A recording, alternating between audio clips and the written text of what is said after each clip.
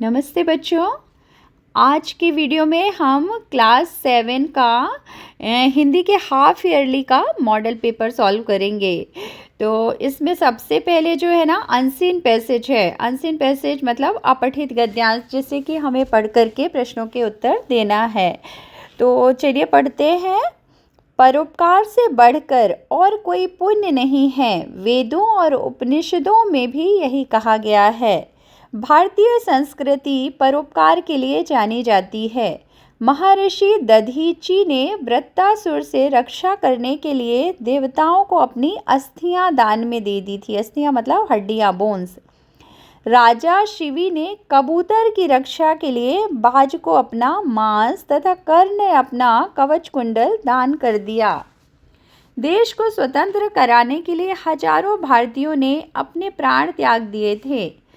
कष्ट में किसी का सहारा बनकर देखिए। दुखी व्यक्ति के दुख दूर हो जाने पर उसके मुख पर आई मुस्कान के कारण यदि आप हैं तो आपसे महान और कोई नहीं है। दूसरों की भलाई करने वाला ही महान कहलाता है। तो ये गद्यांश परोपकार के ऊपर है। तो इससे संबंधित जो है प्रश्न देखिए क्या है। सबसे पहला प्रश्न जो है वो क्या है, महान कौन है। तो देखिए इसका महान कौन है पहला प्रश्न है। तो इसका जो उत्तर है, दूसरों की भलाई करने वाला ही महान कहलाता है। तो आप यहाँ से लिख सकते हैं, दूसरों की भलाई करने वाला महान है। फिर दूसरा प्रश्न क्या है, अपनी अस्थियां किसने दान में दे दी थी। तो आप यहाँ से महर्षि दधीची ने वृत्तासुर से रक्षा करने के लिए देवताओं को अपनी अस्थियां दान दे दी थी। इस तरह से आप पैसेज से ही पैराग्राफ जो दिया है आपका गद्यांश, उससे प्रश्न का उत्तर ढूंढिए। यहाँ पे एक शब्द में उत्तर दे सकते हैं या पूरे फुल सेंटेंस में भी, महर्षि दधीची। इसके बाद थर्ड है, देश को स्वतंत्र कराने के लिए भारतीयों ने किसका त्याग किया। तो इसका उत्तर क्या है, अपने प्राणों का त्याग किया। फिर नेक्स्ट है, वेदों और उपनिषदों में से परोपकार के विषय में क्या कहा गया है। वेदों और उपनिषदों में भी यही कहा गया है कि भारतीय संस्कृति परोपकार के लिए जानी जाती है। आप यहाँ से पढ़ सकते हैं, इस पैराग्राफ में ही उसका उत्तर दिया हुआ है। फिर दूसरा एक और गद्यांश है, चले इसे पढ़ते हैं और फिर इसका भी प्रश्न का उत्तर देखते हैं। जैसे बातचीत करते समय हमें शब्दों के चयन पर विशेष ध्यान देना चाहिए, क्योंकि सम्मानजनक शब्द व्यक्ति को महान बनाते हैं। बातचीत को सुगम एवं प्रभावशाली बनाने के लिए सदैव प्रचलित भाषा का ही प्रयोग करना चाहिए।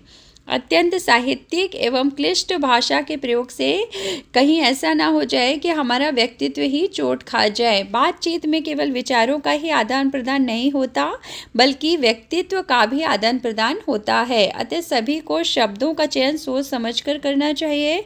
हमारा व्यक्तित्व, शैली, बोलचाल और हाव भाव भी दूसरों का ध्यान अपनी ओर आकर्षित करता है और उन पर अपनी छाप छोड़ता है। तो ये व्यक्तित्व के ऊपर एक पैराग्राफ है, जिसमें अब इससे संबंधित हम प्रश्न उत्तर देखते हैं।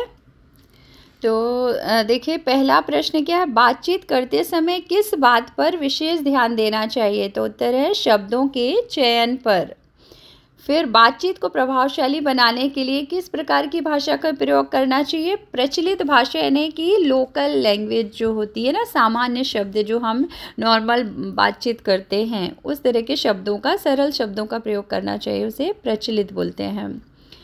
फिर है, बातचीत में किसका आदान प्रदान होता है।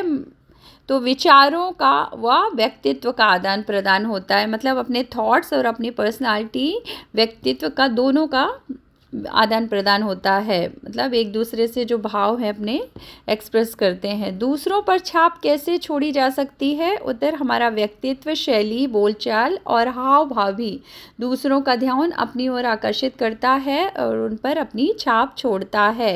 ये देखिए यहाँ पे लास्ट में पैराग्राफ में यहाँ पे लिखा हुआ है ना कि हमारा व्यक्तित्व, शैली, बोलचाल, हाव भाव भी दूसरों का ध्यान अपनी ओर आकर्षित करता है और उन पर अपनी छाप छोड़ता है। इस तरह से आप पैराग्राफ से फाइंड कर सकते हैं आंसर्स। अब सेकंड जो है, खा वाला जो खंड है उसमें हम देखते हैं इसमें ग्रामर पार्ट आता है।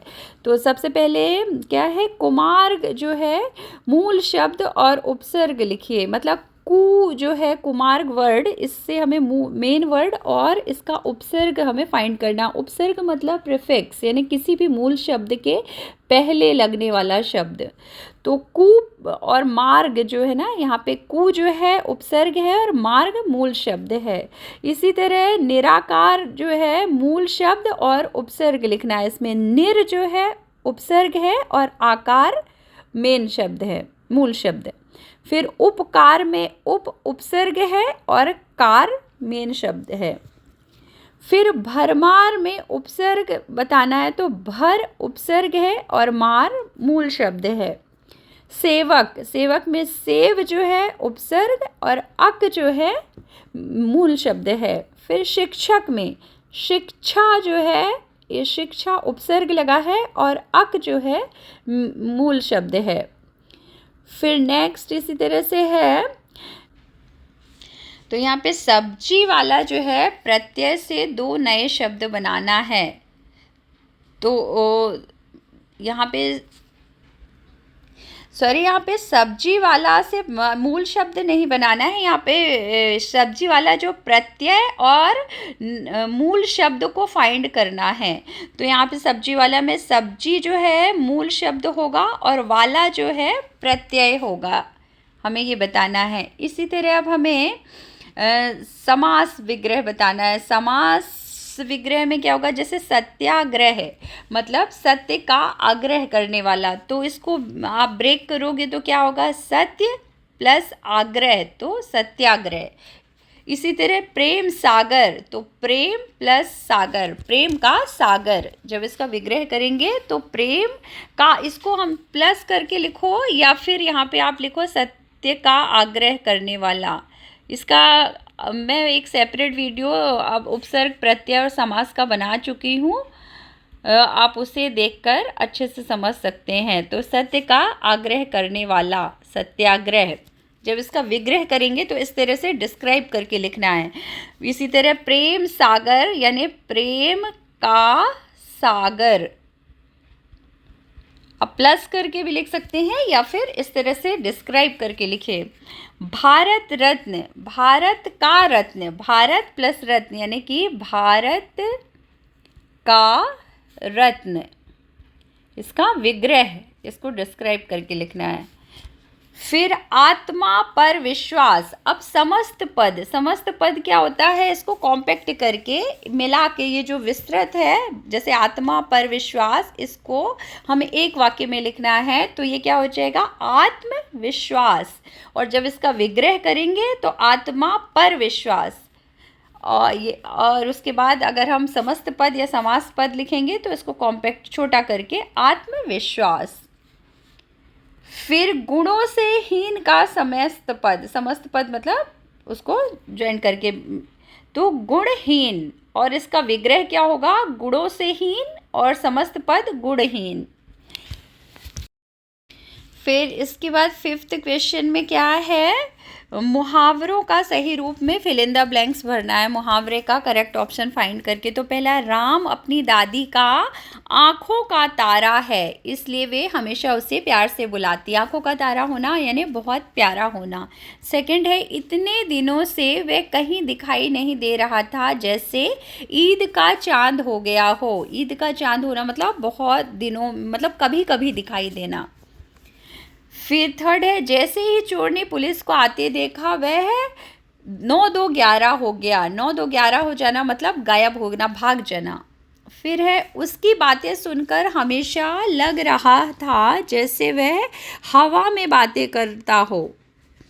हवा में बातें करना यहाँ पे वैसा दिया है, आप यहाँ पे जब लिखेंगे हवा में बातें करता हो मतलब कि बहुत ही हाई फाई बातें करना। फिर जब उसे पता चला कि उसके साथ धोखा हुआ है तो वह आग बबूला हो गया। मतलब आग बबूला हो गया मतलब आग बबूला होने का अर्थ होता है बहुत अधिक क्रोधित हो जाना, गुस्सा हो जाना। जब से उसे सच्चाई का पता चला उसने चली नहीं, चला। उसने इस मुद्दे पर अब तक मुंह ना खोला, मतलब मुंह नहीं खोलना यानी चुप्पी साध लेना, एकदम साइलेंट हो जाना। फिर यहाँ पे मुहावरों का वाक्य में प्रयोग करना है, तो पहले आपको इसका मीनिंग मालूम होना चाहिए, तभी आप इसका सेंटेंस बना पाएंगे। जैसे सबसे पहला है रंगे हाथ पकड़ना। रंगे हाथ पकड़ना मतलब रेड हैंडेड कॉट करना। तो मतलब जिस सेंटेंस आप बनाएंगे, मैंने चोर को चोरी करते रंगे हाथ पकड़ लिया। फिर हवा से बातें करना मतलब बहुत तेज दौड़ना। तो आप लिख सकते हैं कोई भी सेंटेंस, जैसे राम मैदान में ऐसे दौड़ता है जैसे हवा से बातें करता हो। फिर है घोड़े बेचकर सोना, मतलब निश्चिंत होकर सो जाना। तो इसमें आप सेंटेंस बना सकते हैं जैसे कि परीक्षा के बाद बच्चे घोड़े बेचकर सोते हैं। या फिर आप अपनी पसंद का कोई भी सेंटेंस बना सकते हैं। निश्चिंत होकर सोना मतलब टेंशन फ्री होकर सो जाना, उसे बोलते हैं घोड़े बेचकर सोना। कान पकना मतलब बोर हो जाना, ऊब जाना। तो जैसे मेरी बहन की बातें सुनकर मेरे तो कान पक गए, इस तरह से आप सेंटेंस बना सकते हैं। या फिर मेरा बेटा एक ही चीज़ की बार बार मांग करके मेरे कान पका दिया। आप इस तरह से किसी भी तरह सेंटेंस अपनी स्वेच्छा से बना सकते हैं। फिर नेक्स्ट है शुद्ध करना है, करेक्ट करना है सेंटेंस। तो मेरे आंसू से रुमाल भीग गया है, यहाँ पर आंसू एक सिंगुलर नहीं आएगा, मेरे आंसुओं से प्लूरल आएगा, रुमाल भीग गया। पढ़ता रहा वह दिन भर, तो करेक्ट होगा वह दिन भर पढ़ता रहा। नेक्स्ट है पुलिस चोरों का पीछा किया। पुलिस चोर का पीछा कर रही थी, यहाँ पे किया पास्ट टेंस है इसलिए थी आ गया। या फिर आप लिख सकते हैं पुलिस ने चोरों का पीछा किया, यहाँ पे पुलिस ने आ सकता है, पुलिस ने चोरों का पीछा किया। या फिर पुलिस चोर का पीछा कर रही थी। फिर मुगल गार्डन में अनेक गुलाब खिला है, तो यहाँ पे खिला है अनेक प्लूरल है, खिला सिंगुलर, इसलिए मुगल गार्डन में अनेक गुलाब खिले हैं हो जाएगा यहाँ पे प्लूरल। फिर निम्नलिखित वाक्यों में रेखांकित कारक पहचानना है हमें, कारक। तो विशाखा ने बुक पढ़ी, तो कर्ता कारक है, यहाँ अंडरलाइन जो वर्ड है उसका हमें बताना है कौन सा कारक है। तो यहाँ सब्जेक्ट है, तो कर्ता के साथ क्या लगता है, ने, तो कर्ता ने, तो कर्ता कारक। रहीम गेंद से खेलता है, तो यहाँ पे करण कारक, बिकॉज विथ और बाय वाला जो होता है ना थर्ड वाला कारक, कर्ता ने कर्म को करण से, तो विथ वाला जो से होगा वो गेंद से खेलता है, तो करण कारक। फिर मैं सूरज के लिए चाय बना रहा हूँ, ये संप्रदान कारक। संप्रदान क्या होगा, कर्ता ने कर्म को करण से संप्रदान के लिए, मतलब डूइंग फॉर समवन, तो के लिए जो होगा संप्रदान कारक। फिर राहुल की किताब मेज पर है, ये क्या होगा, अधिकरण कारक, क्योंकि मेज पर यानी टेबल पर, तो पोजीशन वाला जो कारक है जैसे मे पर, ये क्या होता है, अधिकरण कारक। फिर गोपाल ने राधा को बुलाया, तो ये हो जाएगा संप्रदान कारक, क्योंकि फिर यहाँ पे है ये वाला 6 वाला, देखिए आसमान से बूंदें गिरी, तो आसमान से यानी ये से जो है फॉर सेपरेशन के लिए, तो ये करण कारक, एक ये सेपरेशन के लिए है। तो और विथ वाला जो होगा ये होगा करण कारक। फिर नेक्स्ट है अब खंड गा जो है गद्यांश को पढ़कर उचित उत्तर देना है, मतलब कि हमें एक पैराग्राफ दिया हुआ है जो हमने पाठ पढ़ा था कमला सोहनी वाला, उससे ही उसको पढ़ के उत्तर देना है। कमला सोहनी शांत स्वभाव की विनीत महिला थी, वह बहुत कम बोलती थी। उन्हें देखकर ऐसा लगता था कि उनकी जीवन धारा उन्हीं की तरह शांत और सरल रही होगी, पर ऐसा नहीं था। उनके लक्ष्य प्राप्ति के मार्ग में काफ़ी कठिनाइयाँ आईं। महिला वैज्ञानिक के नाम से प्रसिद्ध होने के पूर्व मतलब पहले, पूरे परिवार का समर्थन प्राप्त होने पर भी उन्हें अनेक कठिनाई पड़ाव पार करने पड़े, यानी कि इतना इजी उनकी लाइफ नहीं थी कमला सोहनी की। तो उससे संबंधित जो है प्रश्न का उत्तर देना है कि कमला सोनी का स्वभाव कैसा था, एक वाक्य में बताना है। तो यहाँ पे उत्तर है कमला सोनी शांत स्वभाव की विनीत महिला थी, तो फर्स्ट आंसर है। फिर सेकंड है उनकी जीवन धारा कैसी थी, तो उत्तर है वो बहुत ही शांत और सरल थी, उनकी जीवन धारा उन्हीं की तरह शांत और सरल थी, ये है सेकंड आंसर। फिर थर्ड है उनके लक्ष्य प्राप्ति का मार्ग कैसा था, तो उत्तर है कठिनाइयों से भरा हुआ, उनके लक्ष्य प्राप्ति के मार्ग में काफ़ी कठिनाइयाँ आई थी।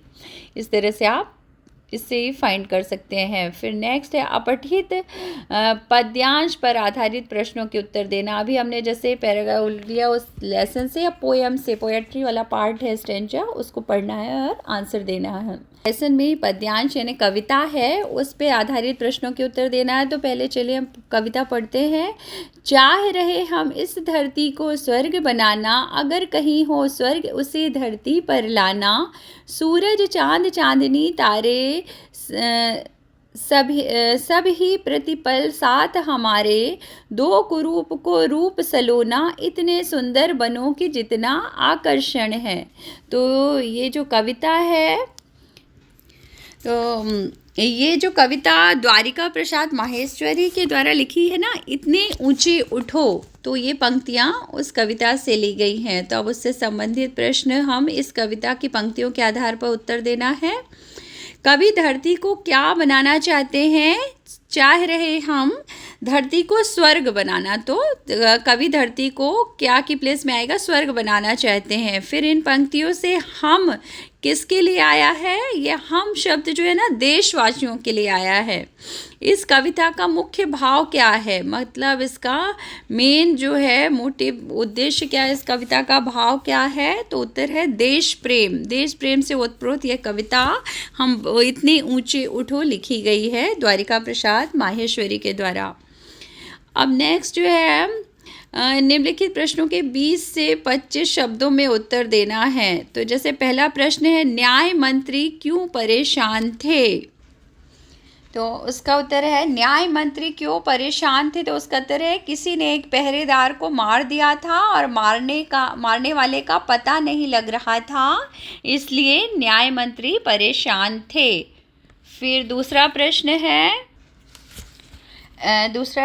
माँ शब्द सुनकर माँ क्यों दौड़ पड़ी, तो इसका ये वाला प्रश्न है माँ शब्द सुनकर माँ क्यों दौड़ पड़ी, तो उत्तर है माँ ने जब अपने पुत्र की दूर से आती माँ शब्द की हर्ष भरी पुकार सुनी तो वह उसके पास जाने के लिए दौड़ पड़ी।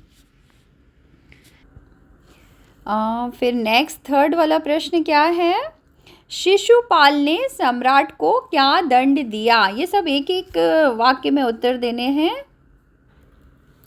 तो शिशुपाल ने सम्राट को क्या दंड दिया, उत्तर है शिशुपाल ने सम्राट को मृत्यु दंड दिया। फिर अगला प्रश्न चौथा है माँ किसे नटखट कह रही थी, तो इसका उत्तर होगा माँ जो है अपने बच्चे को या बालक को नटखट कह रही थी। फिर इसके बाद नेक्स्ट प्रश्न है ज्वालाओं से जलते जग में मलय पवन की तरह बहने का क्या तात्पर्य है, मतलब मलय पवन की तरह आप बहने का क्या अर्थ है। तो ये है प्रश्न, ये थोड़ा सा बिग क्वेश्चन आंसर है, 2-3 लाइन में लिखना है। ज्वालाओं से जलते जग में मलय पवन की तरह बहने का क्या तात्पर्य है, तो उत्तर है जिस प्रकार शीतल मंद पवन जो है मतलब ठंडी और शांत जो एयर है, वायु है, वो तपन को यानी गर्मी को दूर करती है, वैसे ही प्रगतिशील नवीन विचारधारा यानी प्रोग्रेसिव और न्यू थॉट्स जो विचारधारा है पुरानी और अहितकारी परंपराओं से झुलसते समाज को मुक्त कर शीतलता प्रदान करती है। ज्वालाओं से जलते जग में मलय पवन की तरह बहने का यही तात्पर्य है। तो क्या तात्पर्य है कि जिस तरह जो ठंडी हवाएं शरीर को शीतलता प्रदान करती है, उसी तरह प्रगतिशील विचारधारा भी जो पुरानी और जो गलत हमारे जो अहितकारी हैं, जिससे कोई लाभ नहीं है, उनसे जो झुलसता हुआ या जलता हुआ समाज है, उन परंपराओं से इससे फ्री करा करके शीतलता प्रदान करती है। तो इसका यही तात्पर्य है। फिर अब जो है ना 30 से 35 शब्दों में हमें उत्तर देना है। तो इसके लिए सबसे पहला प्रश्न क्या है? शिशुपाल ने सम्राट को किस कारण अपराधी ठहराया? तो इसका उत्तर है कि किस कारण शिशुपाल ने सम्राट को अपराधी ठहराया। तो शिशुपाल ने कहा कि सम्राट से कहा कि तुमने एक राजकर्मचारी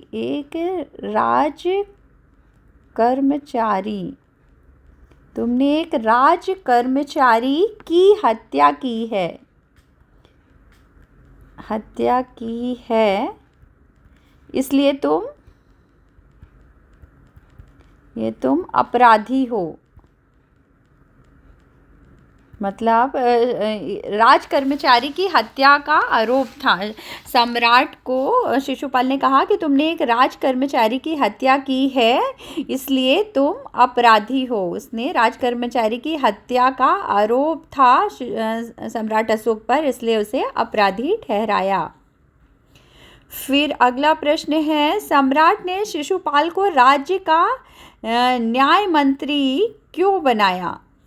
तो क्या है? सम्राट ने शिशुपाल को राज्य का न्याय मंत्री क्यों बनाया? इसका उत्तर है, तो इसका ये उत्तर है कि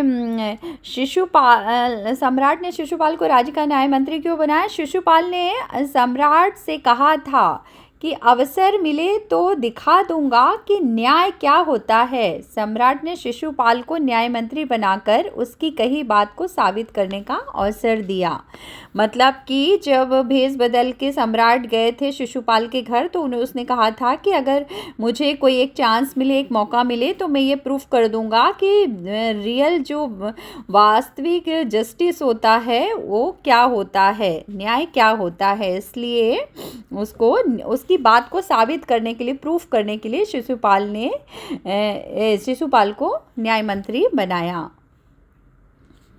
फिर अगला प्रश्न क्या है? वह बालक कैसा था? उसके रूप और स्वभाव के बारे में 2-2 वाक्य लिखें। मतलब वो कैसा बालक था? मैं रूठूं माँ और मना तू, ये जो कविता है जयशंकर प्रसाद की, यह प्रश्न जो है उससे लिया गया है। तो इसका उत्तर है, तो ये वाला प्रश्न है, वह बालक कैसा था? उसके रूप और स्वभाव के बारे में 2-2 वाक्य लिखें। तो उत्तर है, वह बालक बहुत सुंदर व मनमोहक था। उसके घुंघराले बाल थे, मतलब करली हेयर थे, बहुत ही सुंदर, ब्यूटीफुल और अट्रैक्टिव था, मनमोहक था। और उसके जो करली घुंघराले बाल थे, हेयर उसके करली थे, वह बालक बहुत ही नटखट था, मतलब नॉटी था और चंचल था। वह अपनी माँ से बहुत प्रेम करता था और अपनी माँ का प्रेम पाने के लिए लालायित भी रहता था। तो कैसा था वो बालक? जो है, जो कविता है उसमें जो बालक है वो कैसा था? बालक बहुत सुंदर तथा मनमोहक था। उसके घुंघराले बाल थे। वह बालक बहुत ही नटखट तथा चंचल था। वह अपनी माँ से बहुत प्रेम करता था। आप इतना भी लिख सकते हैं, और चाहे तो, और अपनी माँ का प्रेम पाने के लिए लालायित रहता था, यहाँ तक भी लिख सकते हैं। फिर नेक्स्ट है, तो अगला प्रश्न क्या है? आपकी दृष्टि में न्याय मंत्री यानी मिनिस्टर ऑफ जस्टिस, न्याय मंत्री कैसा होना चाहिए? तो इसका उत्तर है, ये है क्वेश्चन, आपकी दृष्टि में न्याय मंत्री कैसा होना चाहिए? हमारी दृष्टि में न्याय मंत्री सच्चा और निष्पक्ष होना चाहिए। उसमें अपने कर्तव्य का बोध होना चाहिए और उसका पालन करने की दृढ़ता होनी चाहिए।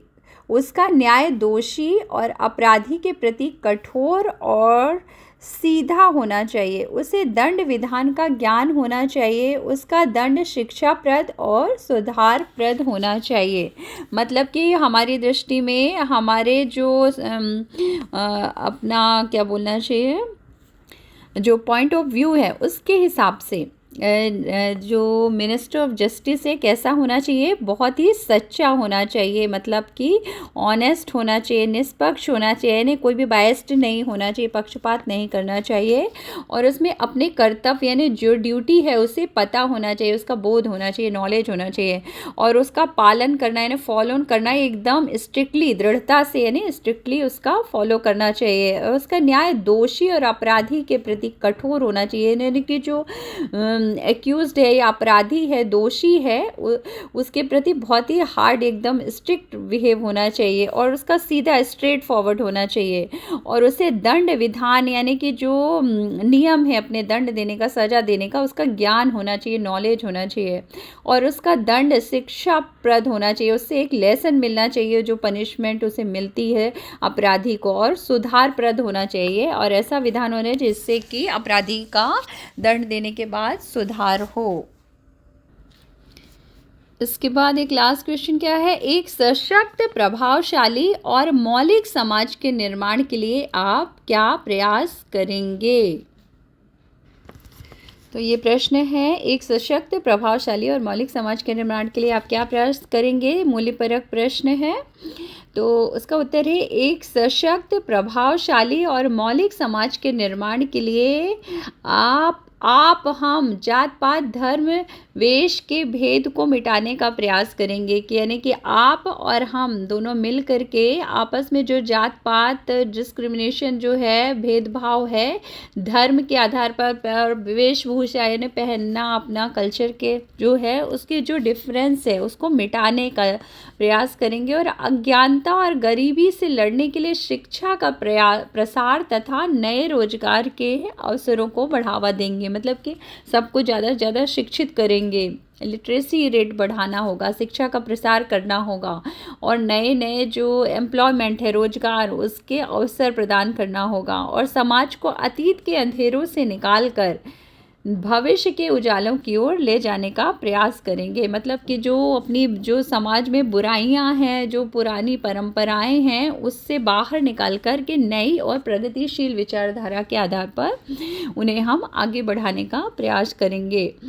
तो क्या करेंगे हम लोग, एक सशक्त, प्रभावशाली और मौलिक समाज के निर्माण के लिए आप और हम जात पात, धर्म, वेश के भेद को मिटाने का प्रयास करेंगे, अज्ञानता व गरीबी से लड़ने के लिए शिक्षा का प्रसार करेंगे तथा नए रोजगार के अवसरों को बढ़ावा देंगे, समाज को अतीत के अंधेरों से निकालकर नए भविष्य के उजालों की ओर ले जाने का प्रयास करेंगे। फिर अगला क्या है, अब ये जो नेक्स्ट पार्ट में है अपना, ये लेटर राइटिंग और राइटिंग वाला क्रिएटिव राइटिंग पार्ट है। अपने भाई या बहन को योग के महत्व के बारे में बताते हुए 40 से 50 शब्दों में पत्र लिखिए, अथवा चाचा जी को जन्मदिन के उपहार के लिए धन्यवाद देते हुए 40 से 50 शब्दों में पत्र लिखिए। तो योग के महत्व का मैं एक बार इसका वीडियो सेपरेट बना चुकी हूँ, आप उसे चेक कर सकते हैं, और इसको हम फिर से एक दूसरे वे में भी लिख सकते हैं, इसे देखते हैं। तो जैसे अपने भाई और बहन के लिए योग का महत्व बताना है, तो सबसे पहले यहाँ पे एड्रेस जहाँ पे हमें भेजना है, आप यहाँ पे कोई भी एनी एड्रेस लिख सकते हैं, आप दुबई का एड्रेस भी लिख सकते हैं, जैसे यहाँ पे 13/2 गांधीनगर दिल्ली, पिन कोड, दिनांक। फिर किसको लिखना है, उसे एड्रेस करना है, प्रिय छोटे भाई मोहन, मैं यहाँ कुशल पूर्वक हूँ और आशा करता हूँ कि तुम भी स्वस्थ होगे। आज हमारे कॉलेज के में बाहर से कुछ लोग आए थे, उन लोगों ने हमें योग का महत्व के बारे में बताया। तुम अब घर से दूर छात्रावास मतलब हॉस्टल में रहते हो, इसलिए मैं तुम्हें इस पत्र के माध्यम से योग का महत्व बताना चाहती हूँ। याद रखना, स्वास्थ्य सबसे बड़ा धन है। स्वस्थ शरीर के लिए सुबह और शाम योग करना बहुत ज़रूरी है। योग का नियमित अभ्यास शरीर में सकारात्मक बदलाव लाते हैं। आप इतना लिख सकते हैं, और या फिर इसको आप लिखना चाहें तो लिखें, जिसके लिए डिफ़िकल्ट है तो उसे बाकी का रेस्ट ऑफ द ये छोड़ सकता है। पाचन तंत्र, मांसपेशियों में लचीलापन और त्वचा में चमक आती है। अब सकारात्मक बदलाव लाते हैं। फिर पाचन तंत्र मतलब जो डाइजेस्टिव सिस्टम है और मांसपेशियां मसल्स में लचीलापन फ्लेक्सिबिलिटी लाता है और त्वचा यानी स्किन में शाइनिंग यानी चमक आती है। मुझे पूरा विश्वास है कि पढ़ाई के साथ साथ योग के लिए भी समय निकालोगे। तुम्हारी बड़ी बहन सीमा। इस तरह से योग के महत्व को बहुत ही सिंपल शब्दों में लिख सकते हैं। ये बहुत ही इजी है। यहाँ पे आप अपना एड्रेस डालिए या भाई या बहन जिसे भी लिखना है उस तरह से लिखिए। फिर नेक्स्ट है, यहाँ पे देखिए दादाजी को जन्मदिन के उपहार के लिए धन्यवाद करते हुए पत्र, मतलब अपने ग्रैंडफादर को बर्थडे गिफ्ट के लिए थैंक यू बोलना। देखिए एड्रेस कोई भी आप एक लर्न कर लीजिए, आपको बार बार चेंज करने की ज़रूरत नहीं है। आपने जो प्रीवियस लेटर में लर्न किया था आप सेम वही वाला डाल सकते हैं। जैसे कि हमने ये वाला यहाँ पे ये गांधीनगर वाला दिल्ली वाला डाला था, आप कोई भी एक एड्रेस आप लर्न कर लीजिए। जैसे यहाँ पे 2/A ब्लॉक इंदिरा नगर दिल्ली, फिर पिन कोड, फिर डेट यहाँ पे डालिए। फिर आदरणीय दादाजी मतलब रिस्पेक्टेड ग्रैंडफादर, मैं आशा करती हूँ या करता हूँ, अगर आप बॉय हैं तो इस तरह से लिखिए, मैं आशा करता हूँ कि जब आप अच्छे होंगे मैं आपके द्वारा मेरे जन्मदिन पर भेजे गए साइकिल के लिए दिल से धन्यवाद देना चाहती हूँ। आपके उपहार ने मेरे जन्मदिन को खास बना दिया। मैं साइकिल को काफ़ी समय से ख़रीदना चाह रही थी। जब भी मैं इसे देखती हूँ तो मुझे आपकी याद दिलाती है। मैं आपकी बहुत आभारी हूँ। एक दूसरे के साथ अनमोल पल बिताने के अगले अवसर की प्रतीक्षा कर रही हूँ। मैं जल्दी ही आपसे मिलूंगी। आप अपना ध्यान रखिए। शेष अगले पत्र में। आपकी पोती ABCD। इस लेटर का मैं एक सेपरेट वीडियो आपको और भी इजी वे में बना के दे दूँगी, आप उसे देख सकते हैं। आप कोई भी गिफ्ट दिया हुआ, आप किसी किताब के लिए भी बोल सकते हैं कि आप दादाजी आपके द्वारा दी गई किताब मुझे बहुत पसंद आई है, ये बहुत ही सुंदर है, ये बहुत ही आकर्षक उपहार है, इसमें बहुत सारी शिक्षाप्रद कहानियाँ हैं, इसके लिए मैं आपका धन्यवाद देती हूँ। आप इस तरह से बुक भी आप गिफ्ट के लिए दे सकते हैं। मैं इसका एक सेपरेट वीडियो आपके लिए बना दूँगी। और फिर नेक्स्ट क्वेश्चन है, स्वास्थ्य ही धन है। अब अनुच्छेद लेखन अपन को आर्टिकल लिखना, पैराग्राफ राइटिंग। स्वास्थ्य ही धन है, हेल्थ इज़ वेल्थ। तो इसके ऊपर देखते हैं इसमें क्या है। स्वास्थ्य को सबसे बड़ा धन माना गया है। बीमार व्यक्ति धन एवं सुख सुविधाओं का उपयोग नहीं कर सकता, उसे अपना जीवन भार लगने लगता है। स्वस्थ व्यक्ति के मन मस्तिष्क में उमंग और प्रसन्नता छाई रहती है। इसलिए कहा गया है कि स्वास्थ्य ही धन है। अच्छे स्वास्थ्य के लिए प्रयत्न करना मनुष्य का दायित्व है। इसके लिए व्यायाम, योगासन तथा स्वस्थ दिनचर्या का अभ्यास जरूरी होता है। व्यक्ति को अपने खान पान का भी उचित ध्यान रखना चाहिए, सकारात्मक सोच रखनी चाहिए, स्वस्थ रहकर प्रकृति के उपहारों का लाभ उठाना चाहिए। स्वास्थ्य रूपी धन की हर कीमत पर रक्षा करनी चाहिए। कहा भी गया है कि एक तंदुरुस्ती 1000 नियामत, अच्छा स्वास्थ्य ही अच्छे जीवन सारे सुखों का आधार है। तो देखिए इसका भी मैं एक वीडियो बना चुकी हूँ, स्वास्थ्य ही धन है अनुच्छेद, बहुत ही सिंपल लैंग्वेज है, आप उसे भी फॉलो करके देख सकते हैं या फिर आप इस तरह से इसे लिखिए। फिर अगला है इंटरनेट अभिशाप या वरदान। तो इसका हमें एक अनुच्छेद लिखना है। तो यहाँ पे इंटरनेट आज के समय में सबकी ज़िंदगी का महत्वपूर्ण हिस्सा बन गया है। यदि इंटरनेट ना होता तो हम हर काम में पीछे होते। आज हम इंटरनेट से घर में रहकर या किसी भी स्थान से टिकट बुक कर सकते हैं, जैसे फिल्म की, जहाज की, बस की, ट्रेन की, हॉस्पिटल के बिल की। बिजली के इंटरनेट से हमें हर विषय की जानकारी मिलती है। हम कुछ भी सीख सकते हैं, पढ़ाई हो, खाना बनाना हो, इसने हमारा जीवन आसान कर दिया है। इंटरनेट के आने से हम अपने किसी भी दोस्त या फिर जान पहचान वाले से अपने घर से ही फेस टू फेस बात कर सकते हैं। यदि आप कोई नया बिजनेस शुरू करना चाहते हैं तो आपको इंटरनेट के द्वारा ज़्यादा से ज़्यादा लोगों को बता सकते हैं, इन्फॉर्म कर सकते हैं। अभिशाप की बात की जाए, यहाँ तक तो हमारा एडवांटेज हो गया। अब डिसएडवांटेज क्या है? अभिशाप की बात की जाए तो इंटरनेट को अभिशाप हम लोगों ने ही बनाते हैं, हम लोग ही बनाते हैं। उसका उसका गलत इस्तेमाल करके यह हम पर निर्भर करता है कि हम इंटरनेट को कैसे इस्तेमाल करते हैं। तो इंटरनेट वरदान है कि या अभिशाप है, इस टॉपिक के ऊपर हमने एक आर्टिकल लिखा कि इंटरनेट से हमें जो भी सुविधाएं या चीज़ें मिलती हैं मोस्टली इसके एडवांटेज ही हैं, डिसएडवांटेज हमने उसे खुद उसका मिसयूज़ करके बनाया है। तो इसका ये तो सही है, आप इसको बहुत इजी लैंग्वेज में आप इसे पढ़ के समझ सकते हैं। फिर नेक्स्ट है, यहाँ पे देखिए एक टूथब्रश का एडवर्टाइज दिया हुआ है। आप इसी तरह टूथब्रश या टूथपेस्ट का एडवर्टाइज आप लिख सकते हैं। तो सबसे पहली चीज़ क्या होती है, हमें जिसका एडवर्टाइज बनाना होता है उसका एक पिक्चर बनाना चाहिए और उसका एक नाम रख देना चाहिए। जैसे यहाँ पे कनक रखा गया है टूथब्रश का नाम, इसी तरह आप कुछ भी टूथपेस्ट या टूथब्रश या फिर आइसक्रीम, कोई भी प्रोडक्ट आपको जो भी एडवर्टाइज बनाना है उसका नाम लिखिए और फिर उसकी जो 2-3 क्वालिटीज़ हैं उसकी विशेषताएँ बताना है। और फिर उसके साथ ही हमें ऑफ़र निकालना ज़रूरी रहता है। हम एडवर्टाइज़ किसी चीज़ का क्यों देते हैं, क्योंकि हमें उसमें ऑफ़र रहता है। और फिर आप अपने मन से कुछ भी अपने ऐड ऑन कर सकते हैं, उसकी जो विशेषताएं हैं। और कलरफुल और थोड़ा अट्रैक्टिव बनाना चाहिए एडवर्टाइज़, हमेशा इस तरह से मार्क करके क्लाउड बना करके उसके अंदर लिखना चाहिए। तो ये तो हो गया आपका रिवीजन पेपर मॉडल पेपर का। और इसकी जो क्रिएटिव राइटिंग वाला पार्ट है उसका सेपरेट वीडियो मैं आपको कुछ कुछ बनाकर भेज दूँगी, आप उसे पढ़िए और समझिए, करिए। ऑल द बेस्ट, हम फिर मिलेंगे नेक्स्ट वीडियो में। Take care, bye bye.